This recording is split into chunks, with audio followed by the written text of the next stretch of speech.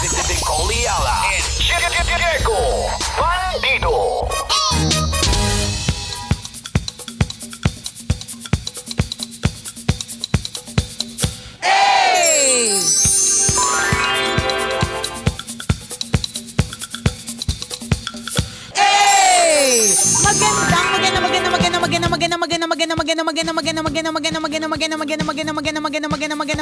Magandang tanghali.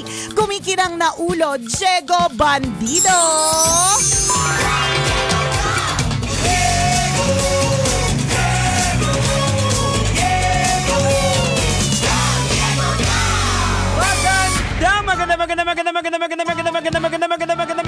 Magandang tanghali. Kumikinang ina.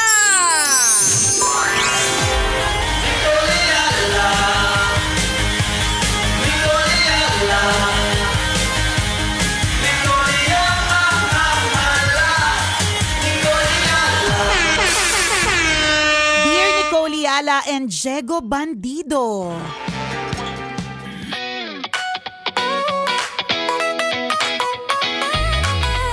Help! I am so stressed. Meron po kasi akong tita na balikbayan at magsistay po siya dito sa amin hanggang end of May. Okay lang naman yun, wala namang problema kasi love naman namin si tita na kapatid ni mama. Ang problema ko po kay tita, 65 years old na po siya. Ang iiksi pa ng mga sinusuot na mga damit.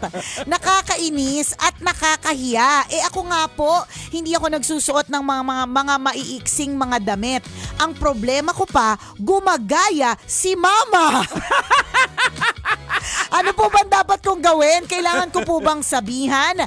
Kasi sa totoo lang, medyo matagal-tagal pa ang May 30 para tiisin ko ang eksenang ito. Thank you, kumikinang natambalan. God bless. Ayan. Ay, oo, halos 2 buwan. Oo, more than. Pero ano bang problema nun? Siguro, hindi ko rin alam. Wala ako para sa akin, wala akong problema sa ganun. Kasi, kanya-kanya naman tayo ng trip. Oh. Siguro nagkakaroon lang ng problema. Baka may mga hindi lang siya nakwento. Like baka, sinisiraan yung pamilya ninyo sa barangay ninyo? Paano ba?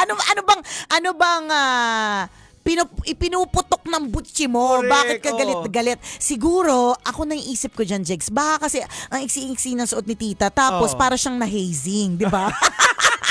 Ubi-ubi yung puwet, di ba? Baka posible ganon. Pwede, di ba? Baka, hindi ko sure. Nasa 60s pa lang, di ba? 65, So, carry pa yan, marami pang mga mga mas matanda pa nga dyan na mas maiksi yung suot. So yun siguro, kung minsan depende din, may binabagayan din pag iksi ng suot. Baka ganon. Kasi 'di ba totoo naman din, kung halimbawa bagay sa kanya, looks good on her, hindi ka nagrereklamo. Correct. Kaya lang parang feeling mo, it doesn't look good on her. Ganito lang yan. Ikaw ba yung may-ari ng katawan?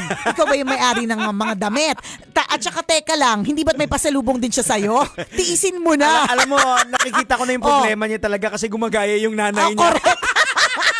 Ang isa pa talaga dyang eksena, yung gumagaya yung nanay. Alam mo, sa totoo lang, dun sa part na gumagaya yung nanay mo, for all you know, hindi lang talaga si nanay nabigyan ng chance na pumorma ng gusto niyang porma. Bakit? 'Di ba?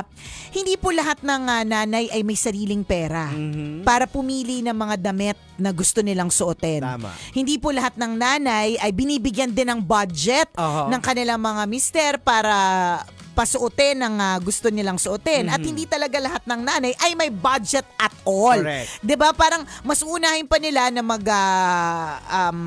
bumili ng mga gamit pang school o kaya magbayad ng kuryente o kaya magdagdag sa eksena ng pag-increase ng gasolina versus pagsuot ng mga gusto nila. For all you know, may ganun si nanay. Tapos ito, baka may nagbibigay sa kanya o kaya may nagsha-shopping para sa kanya. Kaya ganun. At saka hindi siya. natin alam kasi magkapatid yan Malay natin nung mga kabataan nila. True, lagi silang ganon. Twinning. Super twin Correct. sila. Di ba may ganon?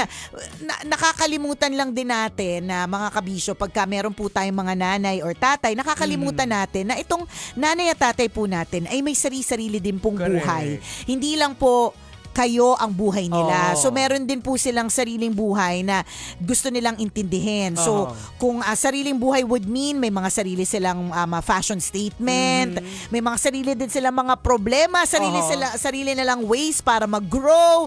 'Di ba yung mga ganon? Huwag natin Correct. kakalimutan yun. Baka gusto naman talaga ni Mudra in the first place. Oo. 'Di ba? Di ko nakikita na parang ang problema gumagaya si mama tas hindi naman masaya si mama. Hindi Oo. Parang gumagaya si mama. Lagi natin tatandaan, imitation is the sincerest form of flattery. Ayan. Kapag ka ang isang tao ginagaya ka, ibig sabihin kagaya-gaya ka. Tama. Dapat ma-flatter ka kasi grabe, ang ganda naman. Hindi ako influencer Oo. pero na-influence ko siya. Tingin ko talaga yung tita mo tsaka yung mama mo sanggang dikit talaga to eh. Baka. Kasi unang-una sa inyo titira, di ba? Tama.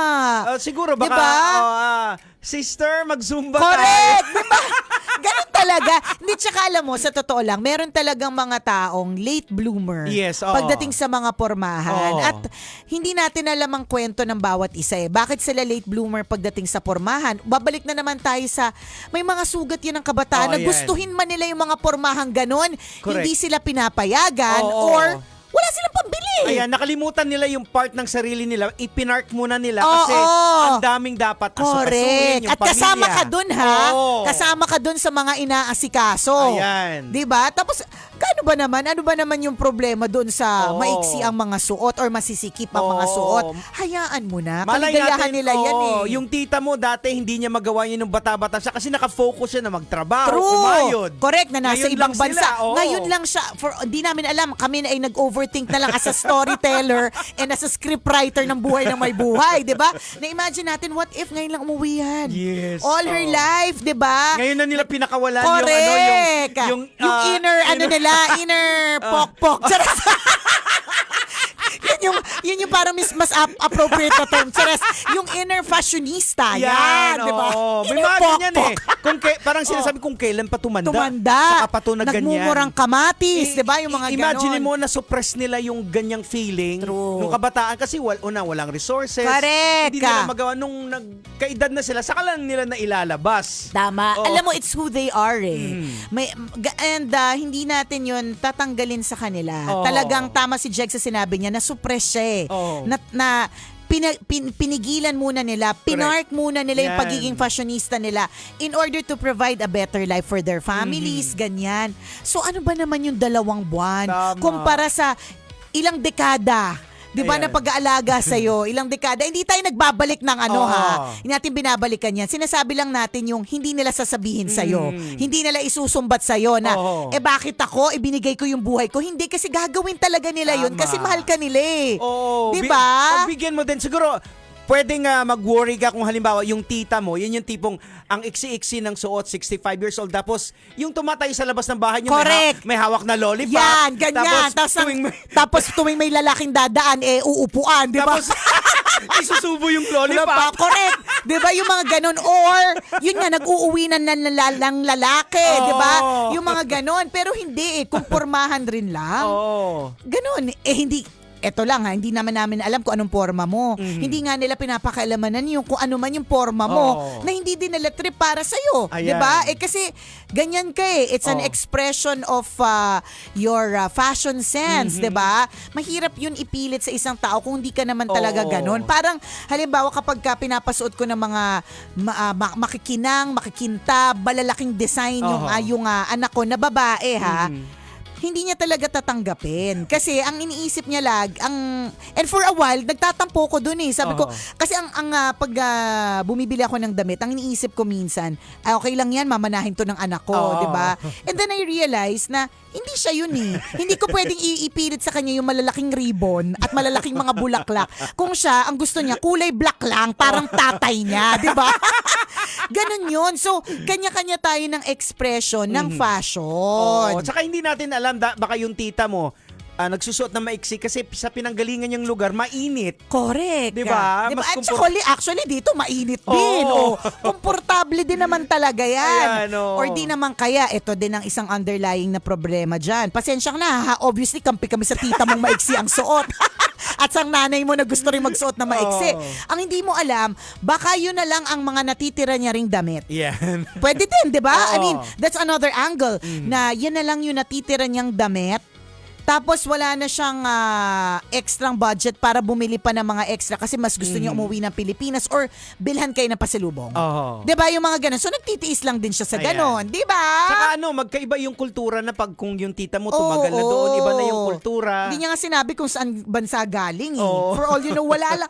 Yung mga taong ganyan, hindi yung parang pinag-uusapan. Sanay na sanay sila sa mga ganon. Oo.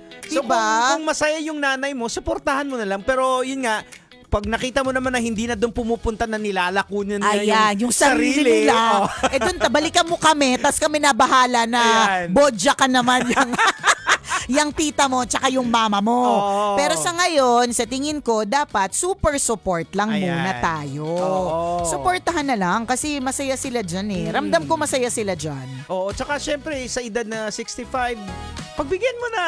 Correct. 'Di ba? Diba? Ba't mo papipigilan niya? Tama. Pauwi na yan eh. True. Hoy, lahat ng 65 kinabahan. Sabi nila, hoy, bata pa ako, Diego! Ayoko pang umuwi kay God. Pero para sa akin pagbigyan. Oo. 'Di ba? Yan na yung trip nila. So, okay lang 'yun. Oo. Alam mo, naturally kasi selfish tayo eh. Alam mo, hindi mo naman iniisip yung kapakanan nila eh. Yes, totoo. Ang totoo dito, ang iniisip mo yung kapakanan mo. Ayan, anong Diba? sasabihin ng ibang tao correct, sa'yo? nahihiya ako. Oo. Sabihin nila, hindi ko man lang makontrol, ganyan. O kaya, bakit pinabayaan ko naman na yung mga matatanda, Oo. ganon. So ultimately, tungkol ito sa'yo. Oo. 'Di ba? Oh, kaya sinasabi ko na pagbigyan mo naman kasi ikaw, pinagbigyan ka rin naman ng nanay mo Correct. sa mahabang panahon. True. So ito, pagbigyan na lang, tsaka gano ulitin namin, gano ba naman yung 2 buwan? Oo. Hindi mo naman siguro ikababaliw yung 2 Oo. buwan. 'Di ba? Tsaka alam mo, masasanay ka na lang din. 'Di ba minsan ganon? Yung Oo. parang naiinis tayo sa isang bagay o kaya sa isang tao, pero dahil lagi nating kasama, Oo. eventually parang na we get accustomed to the presence. Correct. Oo. Masasanay ka din. Or it could be, halimbawa, magkaiba talaga kayo ng fashion statement. May ganun talaga. Halimbawa, ikaw na, hindi ko naman sinasabi na ganito, na baka medyo manang ka, Baggy. Baggy yung mga conservative ka. Mga maluluwag na mahahaba. Oo, tapos Oo. biglang dumating yung tita mo na maiksi yung suot na parang para sa'yo, parang hindi dapat ganyan. Oo, ganyan. Pero nagbago na rin po yung mundo eh. Oo. Wala nang mga sinasabing ito lang ang mga pwedeng suotin ng ganitong edad. Correct. Oo. Umabot na po tayo sa mundo ng TikTok. Umabot na po tayo sa Tama. mundo ng AI. Correct. Diba? So, gaano ba naman fashion sense lang para ikainit ng ulo mo? Oo. Relax. Tama. Matakot ka kung magtupis yung tita Correct! sa nanay mo. Habang bumibili ng suka, di ba? Kasama mo ni Bantambalang kumikinang. Ako pong kumikinang ulo, Diego At Bandido. akong kumikinang ina mo, Nicole Yala. Kailangan pa bang i-memorize yan? Basic! Ganun lang yun. Oo. Yaan mo na. Ako nakikita ko talaga dyan, ganun sila dati. Mhm. Tas na-suppress lang o kaya walang budget. Oo, tingin ko. Tapos wala, ganun lang. Mm. Kasi parang they're trying to let go yung inner child, younger Correct. version nila. Tama. So hayaan na, 'di ba? Tsaka pag may pagkakataon at tsaka may pera, Mhm. ba't hindi mo naman gagawin? Oo. Diba? Tsaka again, kung wala namang ginagawa talaga, hindi naman naglalandi. Kaya nga. Diba? Style lang talaga nila yun, hayaan mo Oo. na. O i-shoutout natin ang pamilya Borsi. Mhm. Sina Mama Len, Lance Borsi, si Charles Lorraine, and Carlito Luis. Hello Yan. po, Hello Borsi po, family. galing kay Scorpio 18. Oh, Thank sabi you so ni- much. Sabi ni Baby Love, true. True, Totoo di daw. ba? Totoo naman. Kanya-kanyang Oo. style yan, di Mhm. ba? Ay, hi from Japan. Hello! Arigato gozaimasu. Oo. Salamat sa pagtutok sa amin. Hadouken. Hadouken! Hame wave! Charas. Nakakaloka. Salamat po sa pagtutok sa kumikinang na tambayan. Ayan. O siya, salamat ng marami. Mamaya tayo ulit Correct. banding-banding kwento ng Mahiwagang Burnay. Pero sige, shout out dahil Oh. nakikisali tong mga to. Oh, yung mga Shout out. taga-Katbalogan. Ayan. Si ito, Rai Flor, Rai Rai Flor. Flor, Oh. ayan. Sabi ni Aquarius, nakikiuso lang siguro yung tita mo. Shoutout kay Rowell. Kay Jane Bear, Makalma, Yan. all the way from BGC. Hello. Ayun, thank you. Ayan. Salamat po sa inyo. O siya, Alright. mamaya tayo ulit ha. Kwento na may Wagang Burnay. See you later. Bye. Sa RC Home sa Siargao. Bye. Ingat po. Metro's number one, Love Radio. Basic!